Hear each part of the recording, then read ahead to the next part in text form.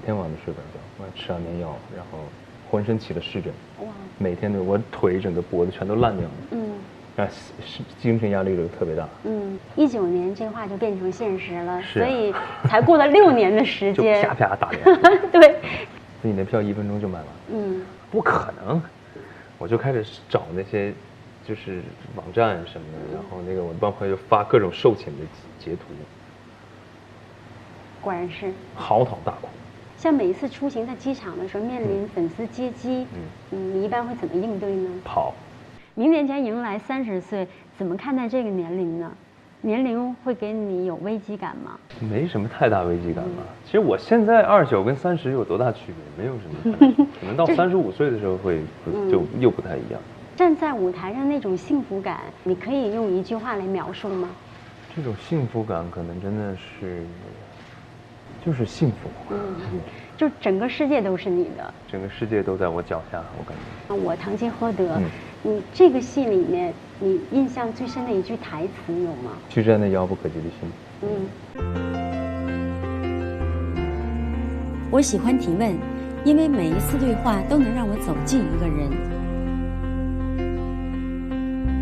它让我对人始终有好奇，对采访这份工作始终有热情。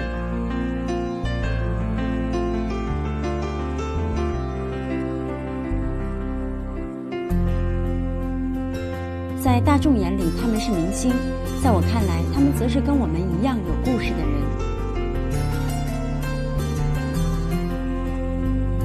我觉得每一个人都像一本书，开卷有益，眼卷深思。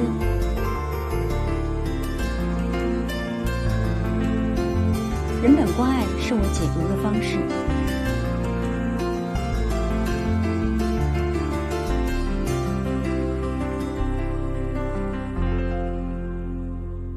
骄傲。认识郑云龙就是从深入人心开始的。透过这个节目，他获得了超高的人气，进而他出演的音乐剧和话剧也获得了广泛关注，几乎一票难求。可以说，他是2019年我最想采访的人物之一。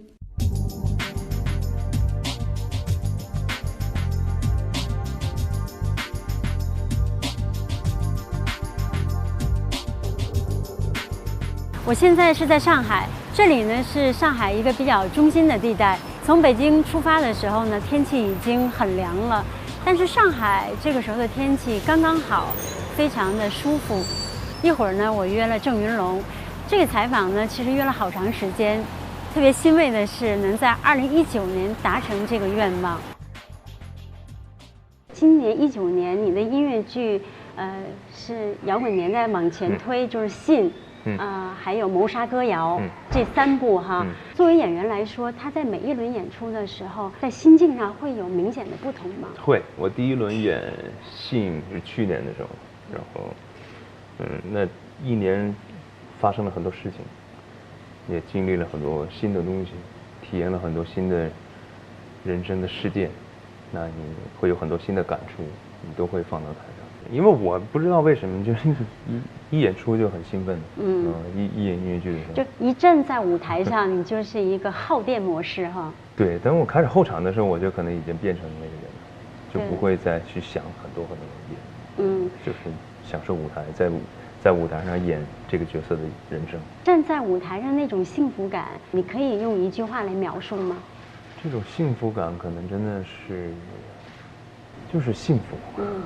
就整个世界都是你的，整个世界都在我脚下，我感觉。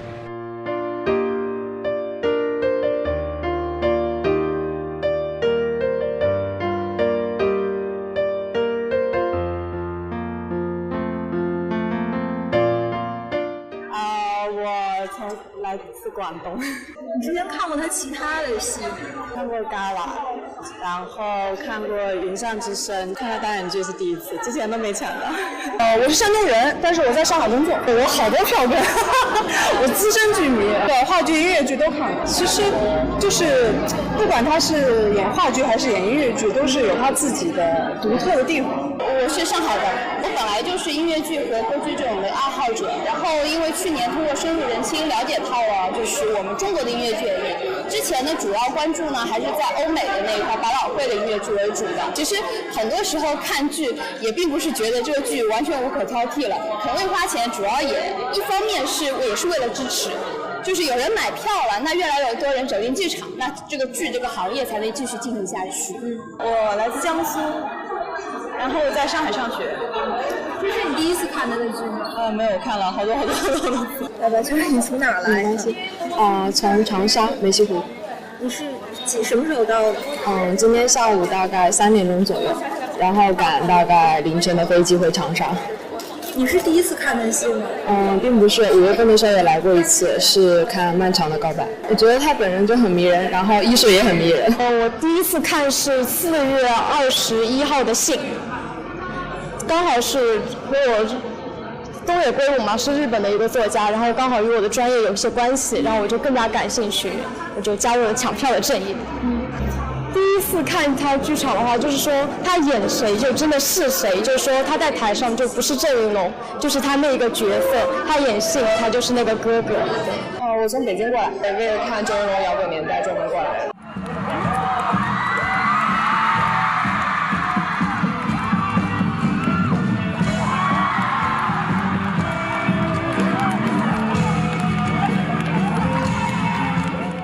因为摇滚年代在17年是第1轮演出是吧？因为18年，在18年就是演出这个剧之前，你对摇滚乐是有喜欢吗？我是从来不听就是国外的摇滚乐的，就是基本上从来没听过，就是里面所有的乐队，我之前演这个戏之前基本上都没有听说过。然后。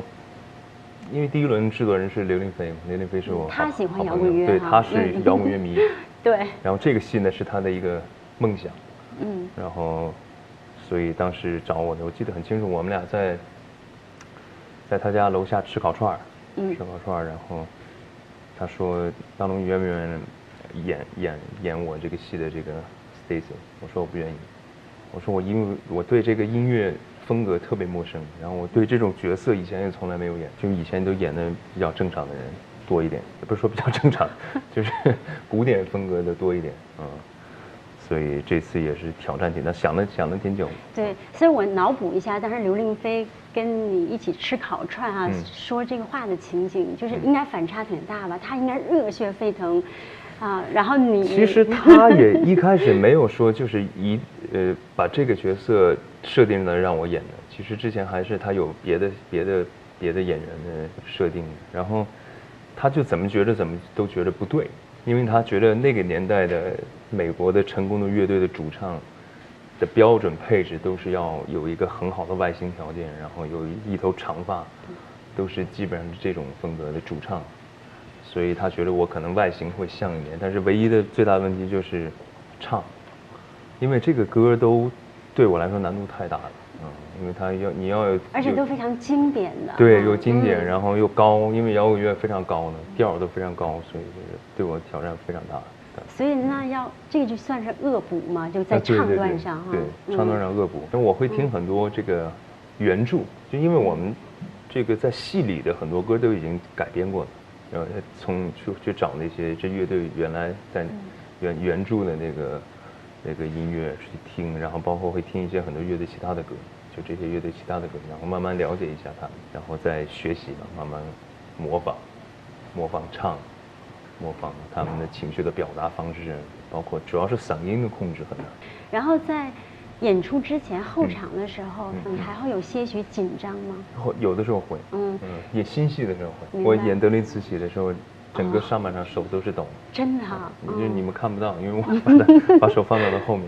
对，但是是不是有的时候紧张，它并不是忐忑，它也是一种就是对这个事儿的重视呢？会不会呢？肯定是重视，没有演员对舞台可以不重视，重视是肯定的。紧张更是来源于很多外界给你的压力，因为《德林与慈禧》这个戏实在是给我压力太大了。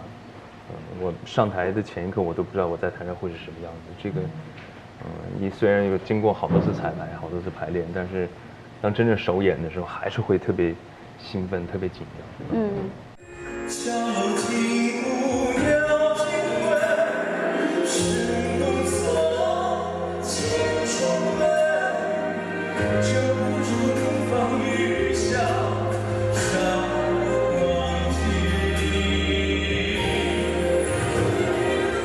其实说到德龄与慈禧哈，包括漫长的告白，我觉得这个也是2019年对你不同的意义哈，因为首次尝试话剧，踏上了话剧的舞台。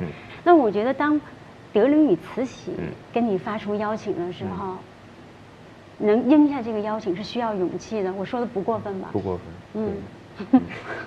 所以你形容一下当时你的纠结和斗争。纠结，反正就是胆怯。因为这个剧组和这个团队，就让我感觉我特别的渺小。因为真的，你像你，江山老师也是你的偶像呢，算是哈。对，我的女神。对，女神，然后又有很多影视的表演经验。那卢燕老师和濮存昕老师，那我觉得就是话剧舞台上的真的是大前辈，传奇。对，所以我能理解到你那种胆怯。是的。对，这种胆怯可能没太有办法形容。那你美临胆怯的时候，就是还是内因，最后让自己战胜，就迎接这个挑战吗？你不尝试一下，你怎么知道你自己不可以？对，说不定能可以。我是一个很少能别人能做通我工作的，都是我自己去想，这到底要不要做到？那最后决定就你自己是怎么跟自己说的呢？我觉着我还需要学习很多东西。我觉得在这个话剧舞台上能学到很多表演节奏方面的控制，包括台词的一些的功底，所以我还是决定去尝试一下。德龄慈禧对我的经历，我可以受用一生的，包括他们每个人跟我说了很多话，我都会永远都记得。在排练的过程中，像你跟江山、濮存昕和卢燕老师也有很多的这种沟通吗？跟江山老师多一点，因为我们是分开排练。对，分开。之前在天津的时候，我就会去奶奶那的住处去对词儿啊，去，然后稍微熟悉，互相接触一下。那个时候是跟卢奶奶第一次接触吧，真正的去聊聊天儿什么的。对。见他之前会有忐忑吗？太忐忑了，特别紧张。我知道第二天要去跟他对词的时候，前天晚上没怎么睡着，没怎么睡好。那卢奶奶有跟你说什么吗？她应该能看到你的紧张了哈。对，卢奶奶跟我说了很多。后来我们特别的好，就是真的像朋友一样的那种好。我真的把她当成我的亲人。有没有哪句话是让你最受益的？很多啊。其实那些记忆，我不是很想说的，因为那属于我自己的。我第一次见他，我去他的住处，然后对词儿，这时候他就跟我说一句说：“孩子，我很喜欢你，因为你很真诚。”我觉得真诚对演员来说是特别重要的吧。尤其当你演了很多年的戏，又经历了很多的时候，其实还要把自己还原成一个很真我的一个状态是不容易的。因为只有真诚的东西，你才是会打动人的，你才能让观众相信你是真的。演员其实不是一个看似很简单的一个职业，它是有很多自我要求。我觉得，我是一个对自我要求还比较高、比较严谨。相对来说吧。那在德龄与慈禧，你这么珍视这次演出机会，演出这些场结束的时候，那一刻是很不舍吗？对，有一些不舍。对，我看你有一次发一个微博，好像是不是在台口？你说你就一直是在注视着那种感觉，是在演出的过程中经常有那样的。我演这个戏，因为我上场很晚，我从开场我就会坐在台口看。就光绪年间台上发生的这些事情，每一个人从那个余庚回来开始看，从德龄入宫开始，就会看这个年代发生的这些事情。我很珍惜演德龄慈禧的机会，在台上的每一刻我都很珍惜。那最后一场结束的时候，心里的潜台词有吗？谢幕的时候，反正就是很幸福，很开心。很多观众看了，我看有一个由衷的评价，就是说你的台词特别棒，所以真的很不棒，很一般，真的。你发现自己有很多的缺点，还有待进一步提高，太多了。这个在音乐剧的舞台上，这种感觉多吗？就多很多啊，我没有一次演出是完全满意的，没有一场是，没有一场都会或多或少的一些瑕疵，但是这个没关系，这些瑕疵就是舞台艺术的魅力，因为它没办法重来，你即使错了就是错了。那你在他在话剧里和音乐剧里的表现是有什么不同吗？或者说你觉得他在哪个舞台上更耀眼一点？我觉得方向不太一样，就是可能我觉得话剧可能留给表现人物的空间会更多一点，你能更多的看到这个人物多面的性格，但是音乐剧可能有一些戏份都要让给音乐歌曲。话剧的话，就感觉它是第一次演话剧嘛，但是就其实融入的也挺好，因为我以前看话剧比较多，然后就感觉也没有什么突兀的地方，就是也挺适合的。但在音乐剧的剧场里的话，就是感觉就是自己的天地，然后就是很自在，然后就很怎么说，就是很舒服。我觉得可能音乐剧的感染力会更加强一点，话剧的话有可能要更加用心的去感受他用语言想要表达什么。我觉得他的话剧就很沉稳，然后可能体现出来的就很是那个人物，因为他不是演光绪嘛，但是如果音乐剧的话，我觉得他是完全贴合这个人物，更加鲜活一点，灵动一点。2019年，你看3部音乐剧，2部话剧，哈，我是特别希望能有机会去看，但是呢，一票难求。你演出的票基本是开票就售罄，开票1秒钟就售罄，哎，所以这个是作为一个演员，音乐剧演员，话剧演员最幸福也是最欣慰的吗？是的，因为我经历过，可能卖1年都卖不出去的这个时期，那你突然从1年变成了1秒，那你想想，你会多幸福？对，所以你这个心情跟别人有一些反差，因为你这个是最大的幸福，但是对那么多想走进剧院想看你戏却求之不得的人，那种都是很丧的脸。对，你这个脸，你是酸的还是蓝莓不要吃，太酸了。哦，但你刚才酸的这个就是刚刚他们买不到票的人的脸，就是这样的表情。那这个我只能尽力去多演一点了。毕业的时候，就刚毕业的时候，那个时候你曾口出狂言，你说以后我让所有人走进剧场，让剧场坐满人。哎，当说这话的时候，只是借着那种酒劲儿吗？对，纯酒劲儿，根本没有想到它什么时候能变成现实。认识当时这不可能的，就别做梦了，人家怎么可能会变成现实？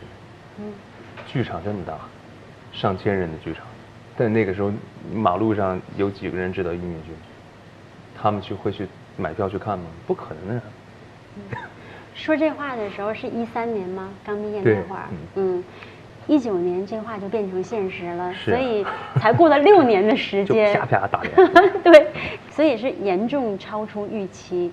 对啊，肯定。今年年初的时候，我还在湖南录节目呢，那天下午正好那个什么，正好开票那天下午我们休息，我在那个宾馆睡觉呢。然后我就微信看，他在那想，你的票1分钟就买完，不可能，我就开始找那些就是网站什么的，然后那个我帮朋友发各种售罄的截图，果然是嚎啕大哭。那个时候不光是朋友，就是我跟我认识的，包括或者剧组，就是我整个音乐剧界的朋友演员都在发，因为这对他们来说也是一个梦想，也是一个很幸福的事情。对，尤其像你们自身就经历过台上的演员要多于观众的时候，对啊，很多演员都经历过。所以当看到我能现在就是做戏也好，演戏也好，能很好，他们也很开心，非常从心底里开心。所以这个时候你的泪水是激动的泪水哈。那曾经看到就是没有人买票的时候，那个时候也哭过吗？哭啊，那个时候没办法。那会儿是百感交集的泪水。对啊。甚至都卖过票，对，你也去卖票，对，然后送票，都经历过。比如说，马上后天要开始演出了，今天，然后就是剧组也好，团里或者你们都要多少张票，然后统计一下，就20张、30张、40张、50张、100张，就是都可以给你，因为你不送，他也就浪费。你送他，别人还有可能会来。你这个票你卖不出去，你放在手里面，那座位就永远是空着的。就是让自己一直坚持下来。6年其实说长不长，说短不短，当时心里的信念是什么？就是热爱、喜欢，而且我也不会干别的。我不知道我离开了音乐剧的舞台还能做个什么职业可以生存，没想过。我是一个对别的东西都完全不开窍的人。所以我觉得坚持热爱，其实我觉得这句话也可以分享更多的人，就是你要做一个职业，想把它做好，一定要有这种最初的坚持。你做任何事情，你坚持不一定会成功的，但你不坚持，你是肯定不会成功的。所以这个音乐剧的市场能有这样兴旺的现象，真的是太可喜了。对，对，所以我们要为这种可喜要值得喝一点哈。对的，可以。就是我觉得他有一种很单纯、很天真的热爱，然后就这一点我觉得非常的难得。就不管那个前景怎么样，他都要去做，我就觉得就这一点就非常的打动我，让我觉得就非常了不起。他很真诚，我觉得很坦诚，然后对所有的事情都是，我做的就是我所想的，然后这是我觉得很难得。你感觉得到他身上那种对音乐剧的热爱，对生命的热爱，包括对他从事的这个工作的这种深深的感情，这个骗不了人的。我觉得只能跟他说是支持他，他做什么我们都支持他，因为他没有走错路，他走对了他想要走的路。对，这就是不管他在什么情况下，就算他现在就是有这么多粉丝，或者大家都希望他去做什么，但是他还是会做自己心中想做的事情。所以我是一个很容易放弃的人，但是有的时候一想到他经过了这么多年，然后就觉得自己也能坚持下来，也没有那么难了。只要你坚持，就能看到他的希望。然后对自己喜爱的东西很坚持，我就非常佩服，然后和就是羡慕这一点，他可以走自己喜欢的路。2019年，刚才我们梳理了一下，如果这一年，让你做一个自我总结，你会有哪些关键词？忙碌，幸福，幸福的忙碌着。我记得18年跨年的时候，然后你把嘎子拉到一个角落里面，就是你跟他说：“哥，你辛苦了。”所以我想，就是如果今年呢，如果让你对自己说一句，你最想说什么？反正就是肯定会说很多很多话。如果大朋友都在的话，我们肯定会聊得喜极而泣吧，或者说，你会留给一个时间段给自己吗？然后可能在心里面会有一个自我的对话。肯定会。喝多的时候吧。不喝多的时候没有勇气对自己说点什么。不喝多的时候。太矫情，你会觉得。啊，对，我不是一个矫情的，对，我不是很喜欢跟你这些扯一些内心啊，我怎么，我不会。对，但我觉得其实你对嘎子那句话辛苦了，也同样适用于自己哈。就像刚刚你说，他也跟我说你也辛苦，对，因为我们认识时间太长了，那一路走过来，他付出多少，我付出多少，我们都非常了解，所以都真的很不容易。对，尤其是他从小那种成长经历。走到今天是没办法想象的。像今年的关键词，刚才你说这个辛苦哈和幸福，但是外界给你的关键词可能也会有，比如这种人气的攀升哈，这种走红，这些东西我想你一定能体会到的。票是其中之一，其他的会带给你有一些波澜吗？一开始很慌乱，后来还好。慢慢习惯了，就是它会给你带来生活中一些不便吗？生活中不便太多了。那你就是说一个人走在公众场合的几率是越来越少了。白天少一点，晚上还可以。我以前特别喜欢溜达，在街上溜达，听听歌，想事儿。以前是指白天的时候。不是以前任何事情都可以，任何时间都可以。那现在其实剥夺了这样的一些乐趣。我现在也没时间溜达，很少有时间还不睡会儿觉呢，太累了。就是你得到的一些东西，一定要失去一些，是吧？对呀，就慢慢想想，这都会想明白的。一开始特别反感，我真的快烦死了，有一对，我能理解，因为你生活中是一个特别随性和低调的人。所以后来没办法，对吧？那你既然要让这么多人认识你，既然那你就只能改变你自己。就是有些时候，对，你就要接受。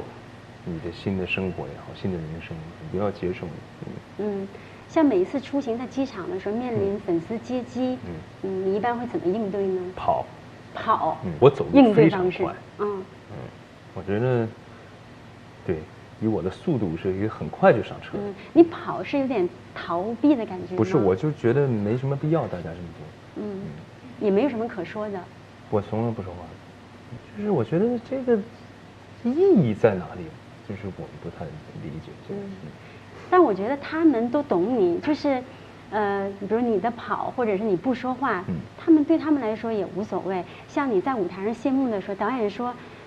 大龙，这次你多说2句，意思就是说你多说一点，但你仍然说了谢谢，但仍然不影响粉丝的反馈。就是我不知道那个时候要说什么，就是有很多感慨，其实更多都是内心的东西。但那一刻我不是很想表达我内心的感慨，我觉得我自己还没有回味够一件事情，我就不会把它说出来。所以19年，我觉得对你来说真的是很不平凡的这样的一年哈，也是你2009年考入北京舞蹈学院，到现在正好10年，对，是吧？这10年你觉得过得是快还是慢？其实挺慢的。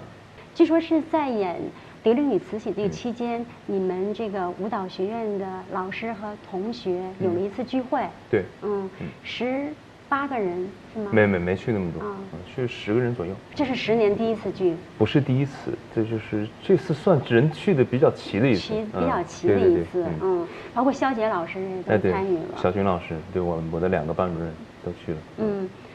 同学在一起应该都是最真实的，谁也别装，是吧？那天太真实了，那天因为好多我班好几个人我都毕业到现在就第一次见，都是大约6、7年没见了。那天都来了，然后一开始在吃火锅，然后聊天，后来因为肖老师、小熊老师要回休息，我们都玩不动了，是吧？走了，到楼下了，然后但是换个地方再聊会天吧。又转场还聊啊，就聊好，然后我们叫了几个车，就去了我们班我一个同学的一个他知道的一个比较私密的一个地方，我们就。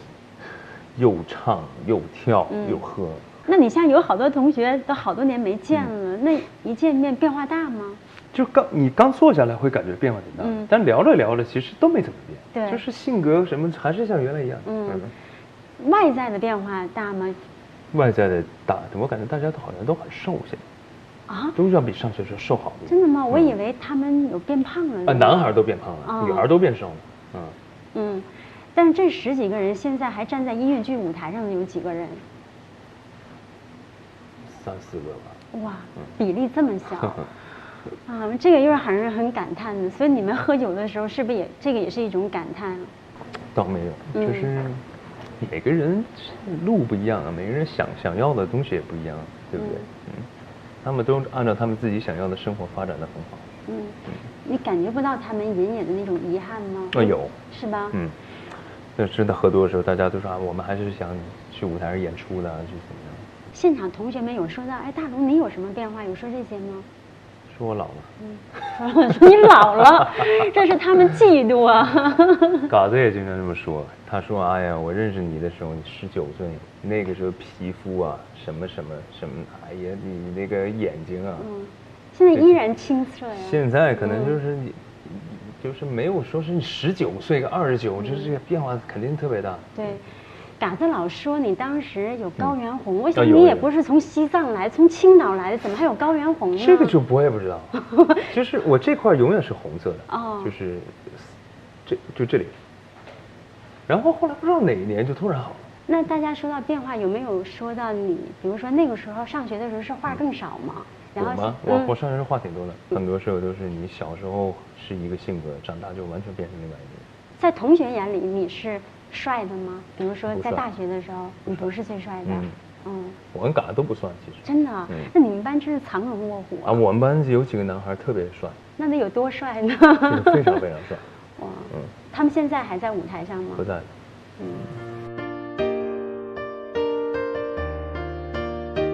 明年将迎来30岁，怎么看待这个年龄呢？年龄会给你有危机感吗？没什么太大危机感吧。其实我现在29跟30有多大区别？没有什么，可能到35岁的时候会就又不太一样。30岁就是一个新的一个阶段，会对自己的未来的发展有什么规划吗？就新的一个10年。新的一个10年，没有什么特别大的规划，反正就是做好每一步吧，走好每一步，踏踏实实的。有点年轻，有点热爱，坚持做你自己，加油，继续坚持。中微音乐剧看你们了。分散快乐，就以后可以更自在的追求自己喜欢的东西。我希望可以长长久久的看到他在舞台上面那么活跃。我希望大龙就是永远可以做自己喜欢的事情，永远快乐，永远自由，永远不被束缚。我觉得就是人生的成长的过程中都有很多的节点嘛。如果你现在回头看，你觉得有几个重要的节点，现在能说出来有哪些吗？大学是第一个，对，这是第一个。毕业，工作。是的。第一份工作这又是一个节点。然后就是来上海，这是一个节点，深入人心就是另外一个节点。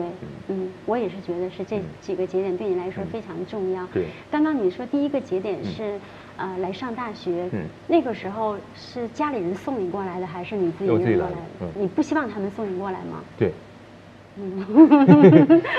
会显得对，显得这个很有依赖性，娇生惯养。但是其实心里挺忐忑吧，因为真的是第一次出远门，而且他们是强烈要求要来送我，是强烈制止。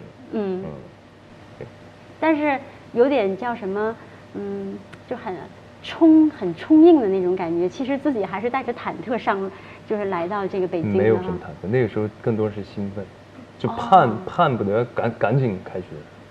对，因为你在那个年纪都想赶紧离开家的。那种期待和兴奋。所以这4年可能真的是自己就是成长第一个快速期。对，是吧？就从小孩突然慢慢长大的一个过程，就是大学的时候发生的事情。这4年了。其实人的大学生活会永远记得。大学生活4年，你觉得自己？因为大学是一个人的独立生活的一个开始吧，算是对吧？因为我从小一直没有离开过青岛，然后我也从来没有住过那个寄宿学校什么的，就是舞蹈学院。但是大学的时候是我第一次离开家，然后第一次独自生活，没有父母的情况。如果说现在的郑云龙跟19岁刚刚踏入北京舞蹈学院音乐剧系的郑云龙有一次隔空对话，你想对那个时候的自己说什么？再努力一点就好了。这句话我觉得其实一直都会受用的。对，那个时候太贪玩了。变身怪医对你来说是很不同的，因为这个戏你只身来到了上海。对。当时来上海的时候也是完全没有任何的朋友，也没有任何的就是人脉，是吧？完全没有。所以我对上海这个城市也很陌生，因为我没来过几次上海，就来都是演出，那2天就走了，就这样。对这个城市没有特别多的印象，而且我周围的朋友也没有上海人。那当时支撑自己就是做这个决定要来到上海，那最大的动力是什么？是因为这个戏我太喜欢了。我感觉这个戏，如果我因为原来的工作而放弃这个戏，我觉得我会后悔一辈子。对，而且这个戏的面试也是非常严格，是吧？能拿到这个机会很不容易。本来我去面试这个就是已经是运气了，因为本来我好几次的时间都错过了，没有面成。然后这次就恰好，我那天还是有演出，但是演出跟我的面试在一个地方，在一个剧场里，所以这种幸运它不是经常会出现的。那你就如果再不抓住的话，那可能真的是没机会了。不要浪费这些老天爷这么多次的眷顾，对吧？说这个戏面试严格，是因为淘汰率很高。淘汰率太高了，我这初试大概有300人，复试就剩10个人。哇，所有角色加起来其实就剩10几个人。我这个角色就剩2个人，就初试已经刷到这么，复试只有2个人。明白。所以拿到这个戏的机会，是你战胜对上海这个城市未知的最大的动力。对，是吧？因为太喜欢这个戏了。上学的时候每次天天练，唱看，准备的时候非常痛苦就是很精分是吗？这个随时切换，难度太大了。哦，我有点神经衰弱那时候，每天晚上都睡不着觉，我还吃安眠药，然后练，对，就是有点精神压力非常非常大，而且我还第一次在上海过梅雨季节，浑身起了湿疹，哇，每天都我腿整个脖子全都烂掉了，然后精神压力就特别大，在排练的时候，演出那段时间是不是让自己的心情也是那种？也很有影响，身心疲惫，对，身心疲惫的感觉，每天演完一场虚脱的状态，相当于我们那个导演就说了嘛，这个戏你演一场就跟跑了一次马拉松一样，然后体力上消耗太大了，前一阵儿因为就是变形怪医现在大家知道的越来越多了嘛，然后前一阵儿看有一个网友就把这个列举了这个音乐剧的难度的系数的排名，变形怪医排第3，但是前2部我都知道，我都看过，我觉得没有比这个好，我觉得前2部也没有这个难。这个我不能让人们再被你伤害，我会永远活在你心里，不，你撒旦也会成全我，不，从今后不再分你和我，无论善良邪恶，没有人能将两者分割。觉得大家也是印象非常深哈。我堂吉诃德，你这个戏里面你印象最深的一句台词有吗？去战那遥不可及的心。为什么？很喜欢。前几年一直是这么想的。去做那些你不可能做的，别人认为不可能的事情。这个路还是很长的，是吧？才刚刚开始。对，刚才说到最后一个节点就是深入人心，所以有的时候我觉得，很多东西无法预料哈。当时你那么抗拒去参加这个节目，但它却让你收获了很多哈。这个收获你现在能说得清楚吗？就收获是彻底改变了我的人生。在12期节目里面，应该是唱了14首音乐剧的作品，我觉得这个量还是很大。而且因为深入人心，大家认识了你，也更多的了解了音乐剧，所以这个是你觉得作为我是音乐剧演员郑云龙最初的诉求吧？这个我觉得是使命。我真的作为一个音乐剧演员，做了该做的事情，不管在哪个平台。不管在什么节目也好，不管在什么剧场，我都做了我该做的事情。就我们当时我们几个就没天没夜的弄歌，因为没有什么休息时间，就因为我们录第1季的时候时间是非常赶，有好多人基本上就没有离开过长沙。然后我是因为中旬要演出啊，离开过几次，然后那剩下所有的休息时间都是坐在那儿弄歌，对，不停的试，不停的赶。所以累和辛苦也会有这种幸福感吗？当出来效果很好的时候，是的，会非常值得的。对，像之前我跟王希和王凯也有聊过，就是很多人，比如在舞台上演了很多年了，已经很少说有个一首歌去打磨，然后半夜不睡觉哈，然后打磨好了那种很兴奋的感觉，就是在这个舞台上又找到了，这是很难得的。我们那个时候是挺拼的，我说实话，真的，因为我作为音乐剧演员。经常也会为了排练，为了很多就这样，但我没想到做一个综艺节目也要这样，而且大家非常职业，就是那些我们经常在一起弄歌，然后很职业，大家都是很有能力的人，很有想法，很用心，很用功。因为这个节目也收获了一些友情吗？跟兄弟们的友情，认识好多朋友。现在朋友们还会聚一下吗？聚啊。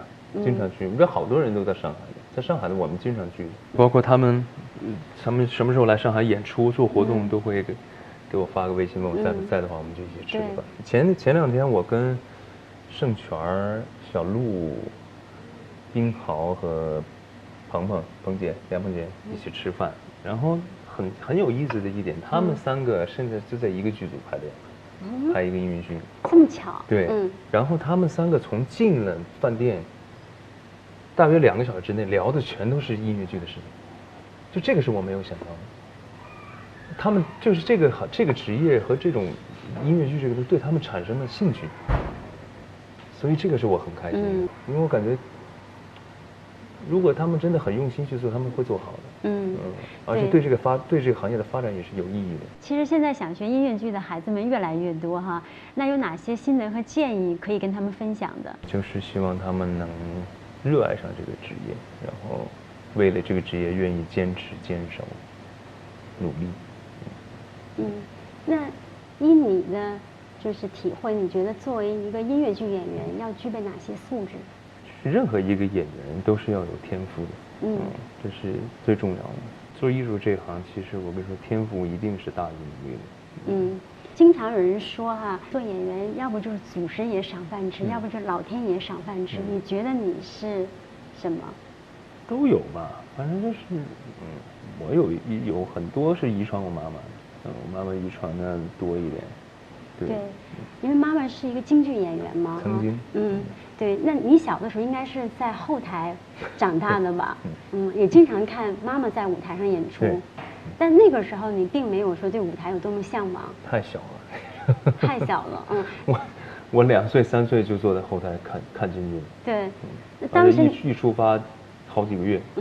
当时你对后台印象最深的情景是怎样？大幕，道具。我就坐在那个道具箱子，大箱特别大的箱子。就是你看你的家乡是青岛，然后大学在北京上的，那现在的音乐剧舞台呢，就是是以上海为中心，所以这3个城市对你都有很重要的影响。对。但是这3个城市在你的心中有什么不同的意味吗？那肯定是青岛是最重要的，我很热爱我的家乡的，然后其次就是北京，因为我大学在那里上，就可能是从我。童年到工作之前这段时间，就北京对我来说很重要啊。这个城市也改变了我很多，让我长大了。那上海就是现在我工作的重心都在上海，而且我在这居住的也很舒适，我很喜欢这个城市。都说一方水土养一方人，你觉得你的身上因为这样3个城市是兼具北方和南方人的一些个性了吗？我吗？还是你更显出的还是北方人的那些个性？应该是更北方人一些的个性，或者说就是山东人的个性。对，山东人是那种比较豪爽、爽朗、很真诚的，是吧？对，可以这么理解。反正我就是。但是上海人会很细腻，也很浪漫，所以我是想，你在这个城市生活，这些东西会对你有一些影响吗？不会。我还比较细致的。浪漫谈不上。做过最浪漫的事儿是什么？做过最浪漫的事儿，看过日出。看过日出。看日出没什么好浪漫，就好奇而已，而且特别困。真的，我再也不想看了，太困了，5点多。我觉着挺浪漫。我给粉丝买咖啡算不算挺浪漫？当然。那就是我做过最浪漫的事。那是在什么时间点啊？今年我演话剧的时候，因为我觉得他们会很冷。那他买多少咖啡呢？300。哇，这个是最浪漫的事。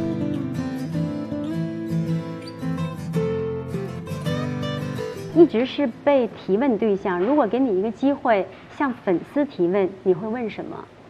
没想过这个问题，都来自哪里？实在没什么想问，都来自哪里？说不定有很神奇的地方。想让郑蓉蓉同学给事业、爱人、朋友、个人空间按重要程度排个序。事业、朋友、爱人，最后是个人空间。个人空间，就是个人空间排在第1位。我没听见这个。那现在个人空间对你来说是最奢侈的，所以你要把它排成第1位。对，个人空间现在是0了，是吧？快了。你会有一个属于自己的减压的方式吗？就把这些感觉全都记住，放到台上。现在有限的这个生活里面，最喜欢做点什么？睡觉。偶尔还会做饭吗？很偶尔的，现在。因为你错过了饭点，你就没办法做饭了。我回家都半夜了，我怎么都没有买不到东西啊。那生活中朋友会多吗？不多。什么样的人会成为你的朋友？臭味相投。朋友在生活中对你最大的作用是怎样？分享喜悦。关于爱人，大家也是比较好奇的。这个对喜欢的女孩有什么标准吗？没什么标准，缘分。对。你最欣赏男性身上什么品质？坚强。你最欣赏女性身上什么品质？也是坚强。坚强很重要。对。如果你能选择的话，你希望让什么重现？什么重现是吧？对。恐龙复活。什么？恐龙复活。可以。这是你天天在想着的没有问题吗？就是如果真的有这么大能力，我想见见恐龙。好。看它到底有多大，挺荒诞的。2选1，秃头或者是啤酒肚，必须2选1。这是避免还是说可以接受？可以接受。可以接受，啤酒肚。秃头有点可怕。你演光绪的时候那不需要剃头，好吧？我知道。不需要剃头。鬓角剃。你最满意自己身上的哪一个部位？缩小个范围吧，脸上。脸上是吧？脸上，鼻子吧。我觉得是眼睛。行。都行。哎，我看你经常发自拍，你为什么老把自己拍得很丑呢？我不觉得丑。我觉得很可爱。怎么才能把鼻子拍得那么大呢？我鼻本来就大，我主要是鼻孔特别大，所以就是比较好拍的很大。当粉丝问你什么时候来娶我的时候，你的回应是？他们什么时候来娶我是吧？是这意思吧？我娶他们？对。我不会娶他们。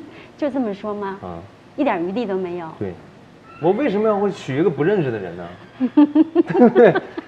你会吗？你也不会啊！你会嫁给一个你随便说？不是，那意思就是说有没有发展的可能性？那这不好说。登录优酷视频搜索“星月对话”，观看节目完整内容。感谢新浪微博对本节目的大力支持，欢迎大家参与星月对话话题讨论。